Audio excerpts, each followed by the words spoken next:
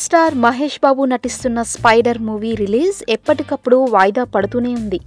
ఈ cinema director అతి జాగ్రత్త వలన వేసవిలో రావాల్సిన సినిమా మరో 6 నెలలు పొడిగించబడింది. 2 పాటలు తప్ప షూటింగ్ మొత్తం పూర్తయిన ఈ సినిమాని దసరా బరిలో దింపాలనుకున్నారు. అయితే ప్రస్తుతం నెలకొన్న పరిస్థితులు చూస్తుంటే స్పైడర్ సినిమా దసరాకి రావడం కూడా కష్టమని చెప్పాలి.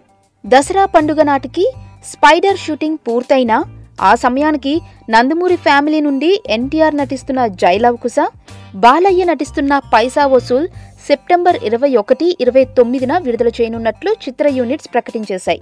దీంతో మహేష్ ఎటూ తేల్చుకోలేని పరిస్థితిలో ఉన్నాడు. స్పైడర్ భారీ బడ్జెట్ మూవీ కావడంతో మహేష్ ఎలాంటి సాహసం చేయకూడదని డిసైడ్ అయినట్లు సమాచారం. ఈ నేపథ్యంలో స్పైడర్ సినిమా రిలీజ్ దీపావళికి షిఫ్ట్ చేసినట్లు సమాచారం.